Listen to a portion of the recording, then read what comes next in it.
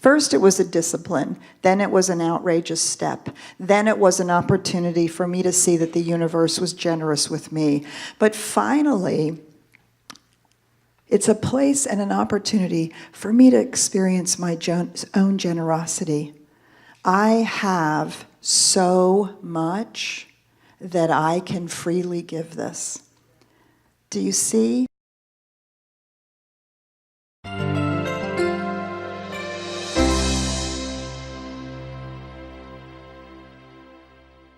All month, we've been hitting this drumbeat of prosperity and success. And I know that a lot of people have been talking about all of our messages this month, so we're wrapping it up this month of holding the vision of prosperity and success on this fifth Sunday. And, this drumbeat. You know, sometimes, and what Peter and I have been focusing on all month, just so you know, if you haven't been here or you haven't seen all the messages, is to ensure that we give you some hows, some really good hows, so that you can put into practice in your life and to know how to bring more prosperity and success into your life. And are y'all starting to put some of those practices to work, those hows? Yes, like how many people started their new groove in the past week? Okay, and if you don't know what that is, watch her talk. It truly was one of the most brilliant ones I've seen in 5 years. I'm still watching it and putting it into practice. So we want to share with you some hows and spiritual practices that you can truly put into use on a practical daily application. Now, I don't know about you, but sometimes in my life, depending on who's telling me the how, sometimes I go, oh, good, I think I'll do that. And sometimes I go, no. Some of you have already finding this familiar. I remember when I was a young teenager, my family went camping with another family. And I remember this vividly. We were at the top of a hill, and I guess my mother must have known that I was about to run down that hill, so she gave me some advice, and she said, Karen, don't you run down that hill, you're going to fall and hurt yourself. Let it whip, wants to whip right back around. And so, she, I didn't want to listen to her, quite frankly, because she was telling me sort of how to do something or what not to do in that moment, and I didn't want to follow it, and so I didn't. And so I ran down that hill, and I fell and I hurt myself, and I got stitches in my knee because of it. But there are times where people that love and care about us really want to share something in the hopes and the faith and the trust that the people around us that we love will take it up. Okay, so I'm just letting you know in advance, this is one of those days for you. And yet, depending on your background, depending on what you've heard, depending on, if you've seen, there's some bad apples in every bunch, y'all, okay? But don't let the bad apples spoil the whole bunch, right? And so, so we're going to talk about something, and it is the most serious money magnet that I know of, that I've put into practice in my life. And it truly draws money into our life that we can use and we can circulate and we can express because of it. So this is a very serious and real spiritual practice that works. Some of you are already going, oh my goodness, really? Not this topic. Mm-hmm. Oh, some of you want to hear it. Great. I think I'm going to move on. Okay, good.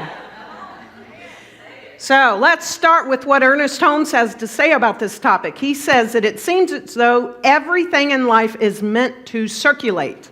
It is meant to circulate. And the moment we stop the circulation, the very act of stopping that stagnates. What would have moved through us freely? We stop it. Just stagnant water. If you think of a lake, a pond, any kind of body of water, if the water doesn't continue through a stream or a river or whatever to flow through it, it becomes stagnant. What happens to that water once that flowing water is cut off? First of all, it's sidetracked from its own flow, and eventually that body of water starts to die, doesn't it? Yes. And he also continues to say that spirit, which is the creative life principle, is forever flowing through us. So it is always flowing through us, all the time. But we have been given the power or right. So we already have the power and we have the right to impede or stop its progress within our own selves. We're the only ones that control this flow, whether it continues to flow or it stops or it gets impeded. He says, we know we can tie a cord tightly around an arm and so inhibit the circulation of blood that congestion, stagnation, and infection will follow. Yes? I thought I'd try something for the first time. I'm going to ask Petra to assist me in this. And I'm going to ask you, if you would, while I'm up here, I want you to tie that as tight as you possibly can. Tighter. Oh, y'all are already starting to feel it. Actually, come here, Michael Grundy. She's not getting it tight enough. Sorry. It's okay. Stay with me, Petra. Put your finger there. Yeah, you can still help. There you go. Perfect. Ooh. I'm feeling that now. Okay, y'all are already starting to get concerned for me, aren't you? Jen's already holding. Okay, and what I want you to do is, I've not ever attempted this deliberately before, to stop the circulation of my life. Literally my life. And you're going to get to witness, and at some point, I don't know if I'm going to faint. I have no idea, okay? I'm just going to let this not flow for a little bit, just for a little bit, and see what happens to this body. Okay, it's already starting to pulsate and whatever. So this is the way it is, truly. This expression is the same expression as it has to do with your financial health, your financial wealth, and how your financial wherewithal circulates or not. This law of circulation is true. It works all the time. So all of a sudden, I've stopped the natural circulation of this body. And if I keep this up long enough, or as long as I can, something's going to happen to this body. It's already being blocked. And so imagine that when someone says, well, sacred giving is such a key. It's one of our 5 top spiritual practices. By the way, my stand up here, Petra, just so Richard has something to focus on, because I'm going to walk about here while I'm talking. Oh, okay, well, whatever. She said no one in the back's going to be able to see this, but I want you to start seeing what's happening to my hand. It's becoming red, it's becoming swollen, it's starting to tingle, and so I have truly cut off the circulation of this life force that's wanting to flow through me freely and fully. And imagine that somewhere in the past, some minister, some pastor, some rabbi, somebody, some faith leader with all this ancient wisdom within them has said, really, if you want your life to prosper, give, and give freely. We give freely of our love. Some of us, most of us, yes. Okay, we give freely of our love. If I stop the flow of the love out through me, then it does not come back to me. It stops. All of a sudden, I don't start receiving love. If I stop anything, if I stop being a service to this community, if I stop wanting to show up here and to be of service to this community, my job, if I stop that, and I do that long enough, and I don't give freely every day that I serve here, I guarantee you I won't be here much longer. Think of every job you've ever had, whether you give freely or not, every single day. This is the same for money. Someone's been practicing this and knows this.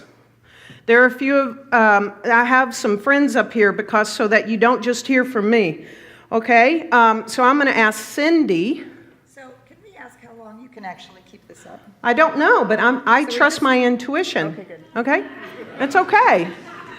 But I want you to be uncomfortable with me being uncomfortable, because we are the same body.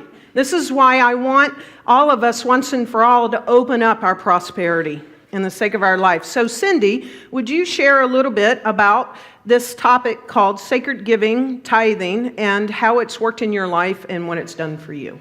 And we're going to give her a microphone right here. This is Cindy Young. And y'all don't focus on me right now. Focus on Cindy. So do you know you're part of our online community? Every time you watch us, you belong to CSL Dallas, and we're so happy that you're part of our community. And we love providing you this kind of spiritual message. So if you want to keep seeing this, please donate. You can donate at csldallas.org/give, or you can text 972-954-4404. Be part of our community and sit back and enjoy the message. I did not get the boot memo, but this is all about the one mind here. I mean, even the pink and the black. I mean, it was like, whew. So when I walked in here about 9 years ago, I was a hot mess just like Petra was. And I came in without any background in tithing at all, none whatsoever. I was raised to put a few dollars in the basket when it came across, and that was about the end of it. And that's what I was doing when I joined here. And the first time we did Adventures in Spirit, oh, did that make me uncomfortable? Are they kidding me? I just really didn't want to do that. But as the month went by, I finally said, well, I'll commit to $50 a month. I'll just go ahead and do that. So that was my first kind of tipping my toe into actually committing to giving. And over the years, I started just kind of, as I learned different spiritual practices and about the law of circulation, I started giving a little bit more, but I really didn't want to get out of my comfort zone. I had to really take time to build that consciousness of tithing. It wasn't something that I just went from 0 to 100% overnight. And at the point, and I went back today and I looked at my history of my salary increases at my job. And every year that I took a big leap of faith and went up, I got a really big raise. And I remember hearing Joe Tinker one year talking at the Adventures of Spirit when he was talking, and he said, I actually tithe for what I want to earn versus what I am earning. So I thought, I'm going to give that a try. So I went up $100 that year, $100 a month. It's quite a bit of money. That year, I got just short of a $12,000 raise. And so that was great. So the next year I said, oh, I'm good. I'll just leave my tithe right where it was. Guess what? I got a cost of living increase that year. I said, I think I'm going to go back to that other idea. So I went and I did another $100 increase. And guess what? I got another $12,000 raise. And then I got the biggest bonus ever last year, as Karen knows, because I tithed against that bonus. So this year, she knew when it was time for me to get my raise and my bonus, because she had her eye on it. And she says, I know you're going to get the biggest bonus ever. And guess what? This year, I got the biggest bonus I've gotten in my entire career. And the first thing I did was write a check for 10% of that bonus and give it to CSL Dallas, because this stuff really works here. And I continue to see how this works, but it's happened over time. I built the consciousness at the rate that I personally could have a mental equivalent for it. And I know it works. I watched it work, and I'm going to continue to build on that consciousness because it does work. And if I need help with that, I'll do my own prayer. I'll ask a practitioner, and I encourage all of you in here to use the practitioners in helping you build that consciousness. Thank you very much. Okay, so I want you to notice, because yes, it is starting to have get ready, because you're probably going to have to take it off. You're the one who tied it tight. I want you to notice what's happening. See the difference? So I could tell you it's discoloring now. Look at the arm. Can you see this in the light? Everybody up front? Okay, there's a rash coming. Okay, I am feeling pain in my arm. There's massive pulsing going on. I want you to see it. So just, I want you to, okay, I understand. But I want you to feel this discomfort with me, because this is, if one is not letting the flow of their life right now, you're in this discomfort. Anybody in discomfort financially? Okay, look at them. Don't you want me to have my good right now and take this off and let the circulation flow again? You want it really bad, don't you? I don't know. I don't think I want it. Stop it. So yes, come here, Michael. So the point is, this is what I want. This is what Peter wants. This is what the practitioners want. Anybody that's tithing, this is what they want for you. You can do it, baby. Yes, you can. I love it. He'll do anything to get that off. Okay. Yes. So, thank you. I know. So my body now, because I'm opening the flow again, it's going to come back to right where it needs to be to open up its healthy flow. Okay, I'm going to help it a little bit, right? I'm going to shake it off. This is what I want for this community. I don't want anyone to be under that anymore. And what I know to be true is, at least for me, in the past, there was a time where I would hear this from a pastor, a minister, a rabbi, or whatever, and maybe they weren't doing great things with that giving, okay? And they're like, oh, give till it hurts. Oh, come on, give, whatever. But like I said, there's a few that take advantage of this, not in this community, okay? So if that's running through you, I'm inviting you to just let that go, because we can open the flow at any given moment when it's been stagnant. We can open the flow at any given moment of anything in our life. And as Cindy said, we do it at our own pace. When I was in the Episcopal Church, I grew up in the Christian faith and philosophy, so I heard all this stuff about tithing, and I decided to put it to use. And when I moved to the Bay Area from Dallas in 1998 and went back to my roots and went into a community, they asked me very quickly to be on their board and to be chair of the stewardship corps, and so I knew that I had to be the example. As someone in that community, I had to be that example in order to be in leadership. And I'm just so grateful my flow is open. And I will use this as an anchor for me, that my flow is open again. And so anyway, I decided to take my time. And I thought, well, I'll give it 4 years. And I'll start at a certain percentage, and eventually, within 4 years, I'd be tithing, which to me meant 10% of my gross, of my income. I played around with net and gross and all that stuff, but at that moment, I decided, okay, well, I was 2 years away, and like Cindy just said, I made a pledge to that community, and I said, okay, I will give this much. But I really, in my heart, I knew I wanted to get to tithing, but it was going to take me 2 more years to get there. My plan. And so I gave a pledge. Let's just say it was $10,000. I don't remember. And so I gave this pledge. And I started giving that amount. The interesting thing was, I had a little different experience. Because in my heart, I really wanted to tithe. Well, I gave that. And that particular year, I made half of what I anticipated. But at the end of that year, I had given all that money. And I actually then, because of that, was tithing. I was at 10%.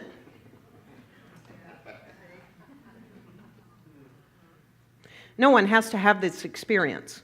But I'm sharing mine. But I became very aware. Oh my God, I'm there. I actually celebrated. I didn't celebrate that I made half of what I was anticipated. I celebrated that at the end of the year when the CPA said, oh my God, look at that. You gave away 10% of your gross. I went, oh, I'm there. I'm never moving off of there again. For 20 years, I've been doing this. 20 years.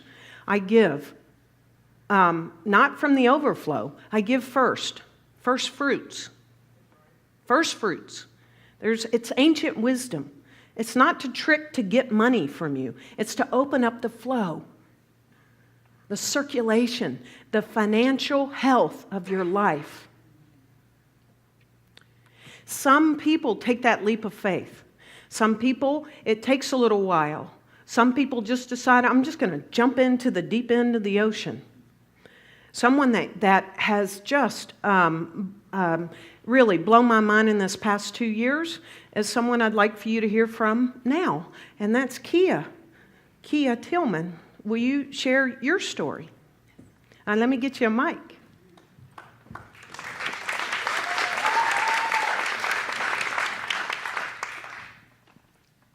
Oh, I started tithing in October of 2018, so it's been almost 6 months now. And before that, I was in a lot of resistance. I was giving regularly, but I wasn't tithing. I was just so focused on I'd be losing 10%. I'd be losing money that I needed. I needed that money. But through spiritual work, I finally decided to just let go and just trust.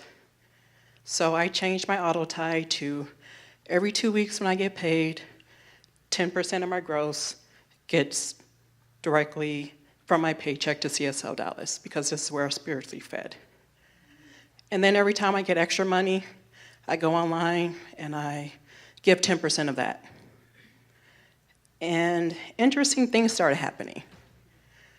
One, work became a lot easier. And so working extra hours to make additional income just got easier and easier. I received an award at work that included a cash bonus. I received a bonus that was much higher than I anticipated. And I had a friend who I loaned money to 5 years ago, finally decided to pay me back. And so this year alone, I looked at how much money I pledged to give versus how much I've actually given just since the beginning of the year. And it's up 42% more than what I pledged, because I have earned 42% more income than I anticipated.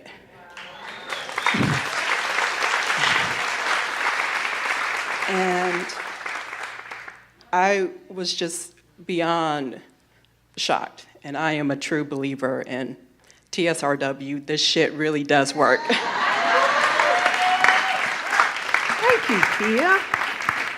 Oh my gosh, yes. I stopped her in the hall last Sunday, and I knew that she just recently started tithing. She made that decision. She made it public too. And I was like, so is it too early to see the fruits of that decision? She said, oh no, do I have some things to share. You also shared with me last Sunday, you said that your 401k investments are just going through the roof as well. 25%. She's up 25% in the 401k investments. So this is not for the sake of, a minister. One, yes, when you give to every single person in this community. But it's really for your own prosperity and your own financial health. This thing called sacred giving. So whatever, you're currently giving, up the ante. Decide your own thing about, are you ever going to tithe or not? Money is its symbol of exchange, and so as you saw with me, when the blood circulates freely, when it exchanges freely, it's very healthy.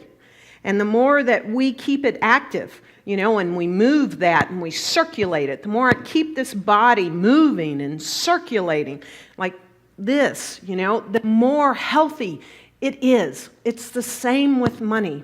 If we hold on to it tightly, what the universe is hearing from us is, I'm coming from a place of lack. I don't think I have enough. And the universe says, you're right, you don't. So if all of a sudden, Kia were to decide to go, well, all of this is great, so I actually want to keep all this. And so she too put something around this flow that she's been doing for 6 months.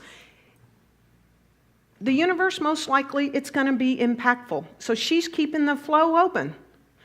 And so it's the same with our body. So everything is working the same way, and this has to do with our economic health.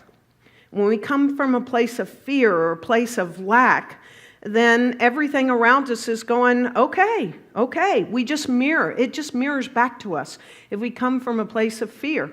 So if you've not ever started the practice of sacred giving, we have sacred service where people give time and their talents here. We have sacred giving. Then we have other spiritual practices like meditation and visioning and spiritual mind treatment. It's all for the health of our spiritual life so that we're more and more spiritual beings having a spiritual experience instead of spiritual beings having such a big human experience.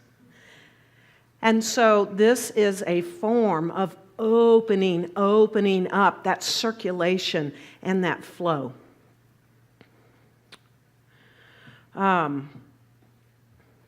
The way that helped me is I actually hold that nothing's mine anyway. The condo isn't mine, the car isn't mine, the chair isn't mine, the money isn't mine, the relationship isn't mine, the spouse isn't mine, all of this. None of it's mine. I just get to use it and let it flow through me and enjoy it.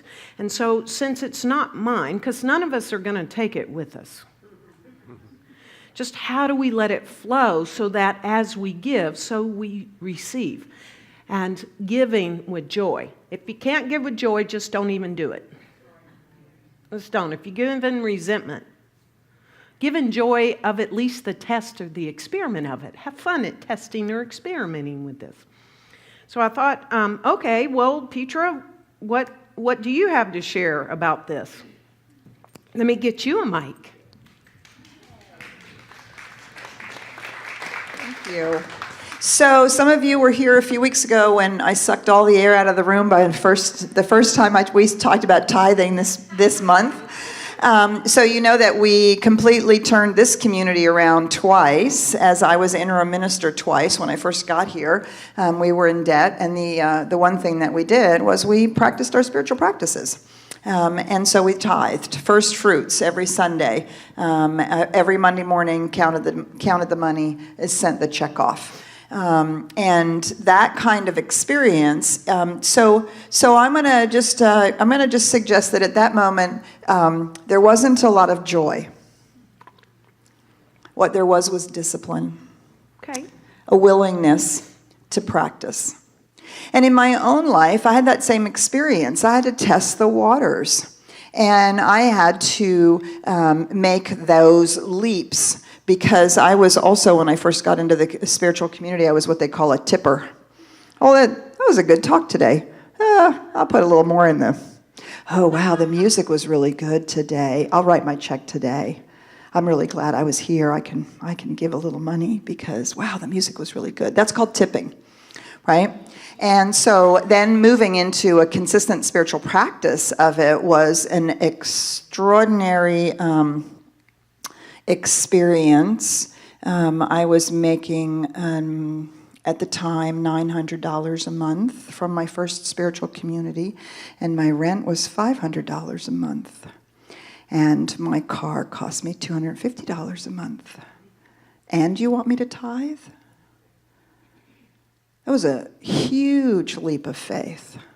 But I've always felt that if we have spiritual practices, our job is to practice them, right? And to see what happens. And so began to really work with that in my own life. Now, for me, what happened was the practice of tithing became an opportunity for me to experience the generosity of the universe. And I recognized that it broke my fear around money. Because every time I gave my gift, every time I wrote my check, every time I increased, because I had an increase in salary, it was over and over and over again an opportunity to check my fear, to check my trust in the universe, to check my understanding. And the biggest practice for me was, am I looking at the dot on the whiteboard, or am I looking at the whiteboard? And because I think, Cindy, as you talked about it, right, 10% feels like a whole lot. And Kia, you said, I'm going to lose 10%. You see, that's looking at the dot. That's looking at that. So my discipline was to focus on the fact that if I gave 10% away, the bigger that 10% became, what does that say about the 90%? The bigger the 10% becomes, the 90% must have gotten bigger.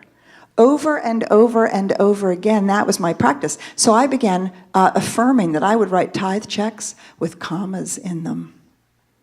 If I'm giving 10% and there's a comma in it, that 90% must be huge. And that was an opening for me to allow the generosity of spirit to fall into my life.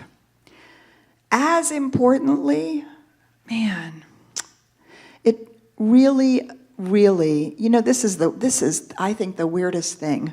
For me, tithing was one of the ways I opened my heart. Yes? Because I got to experience what it's like to be generous. First, it was a discipline. Then it was an outrageous step. Then it was an opportunity for me to see that the universe was generous with me. But finally, it's a place and an opportunity for me to experience my own generosity.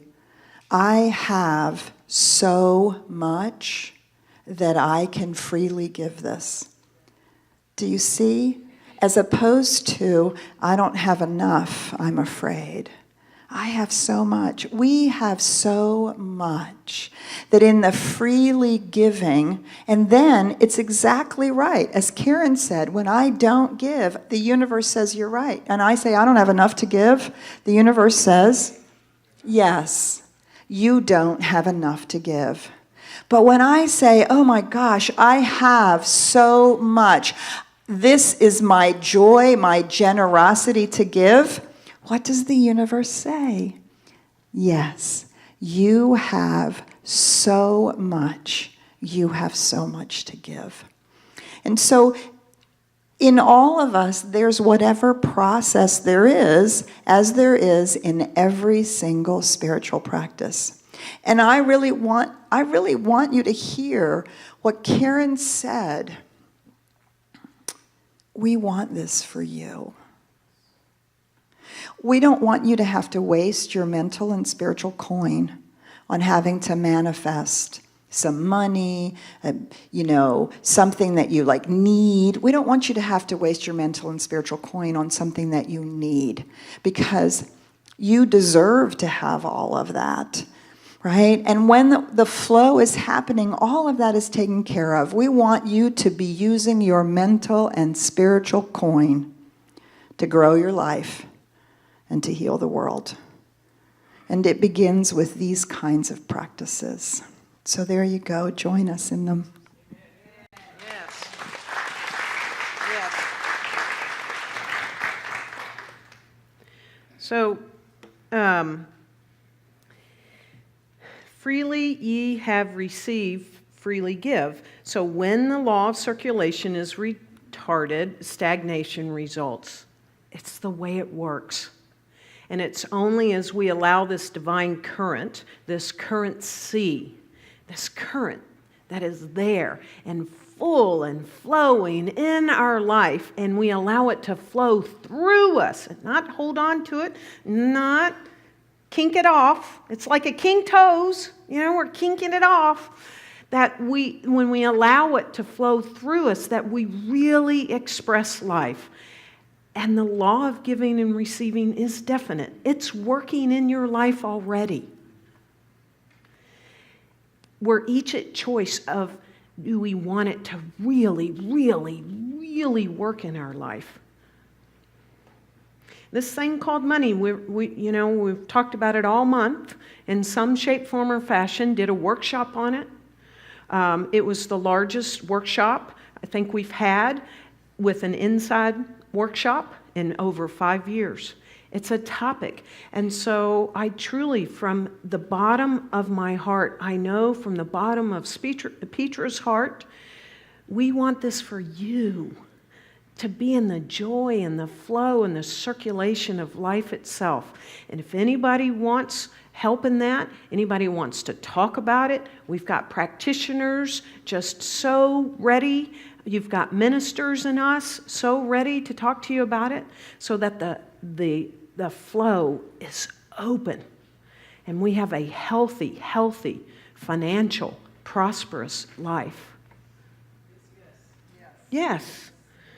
And so we're in this month on prosperity and success, that wherever one is, in any area of our life, we can grow into it more and more by opening up, by stepping out in faith, by knowing that this stuff works. And so I invite Cindy and Kia and Petra to come up here with me. We're going to close out in prayer. I am so grateful that you were concerned for the well-being of my body when I did something that may or may not have been smart.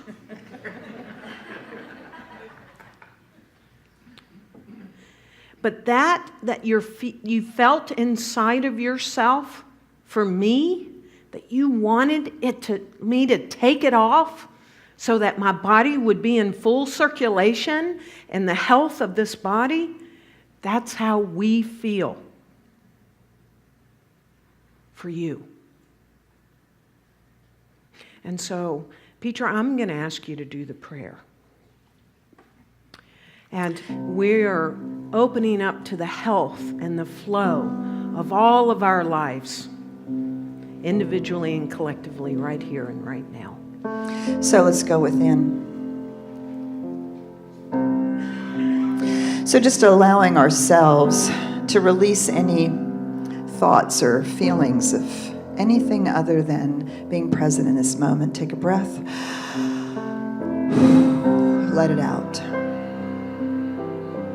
And let's take another breath together.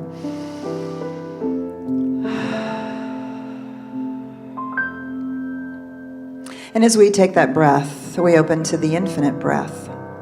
The infinite breath, which is the one life, which is the one love, which is forever breathing into creation. It is the heartbeat of life itself.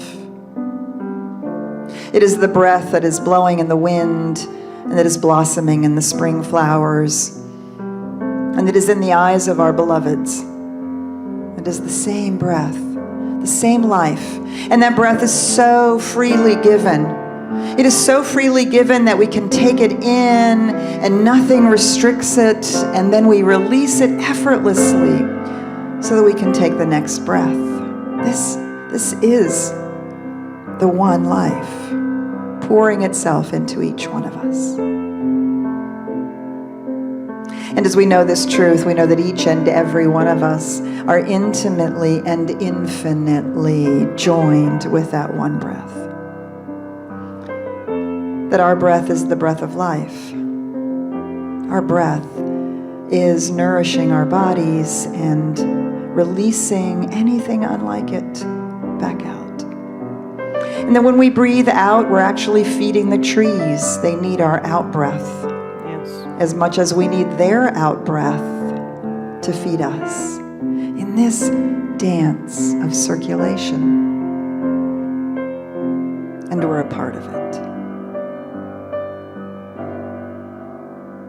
And because we know this is true, we know that this same thing is true about our prosperity and our abundance. That we are as effortlessly filled by the energy and the presence and the power of life in all ways, in our money, in our good, that it comes to us as easily as we breathe in. But we don't hold our breath, and so we don't hold our good. We know that as we breathe out that good, as we give and share and tithe and commit to the practice of giving, that there is more room left for the in-breath. And the breathing out is a joy For we know that we are giving, we are blessing, we are feeding, we are returning the same life with which we have been fed and filled, nourished and lifted. And so in this beautiful metaphor of the breath, let us consciously and deliberately recognize that this is true about our money, about our financial freedom and our good. Spirit is forever breathing that financial good into our lives, and we are forever accepting it with our intake. But we don't hold on to it. We commit to the circulation. We commit to the giving out freely and with joy, recognizing the prosperity that we are receiving, that we have already received, and the good of that sharing. The blessing is multiplied over and over and over again, pressed down, shaken together, and running over. So right now in this moment, I want you to again take that big breath and recognize that there is enough. There is enough and more than enough, always enough. We accept the enough. We declare the enough. We express the enough. We share the enough. And in that, truly, life is shared. Heaven on earth is made manifest. And we live in that glorious revelation. How good it is. How grateful we are. And what a joy to know the truth, to release any fear or doubt or concern or worry or constriction, to take the tourniquets off our lives and let our good flow. And if you, like me, trust in this process, are willing to declare this truth and stand firmly in this faith, let us say together, and so it is.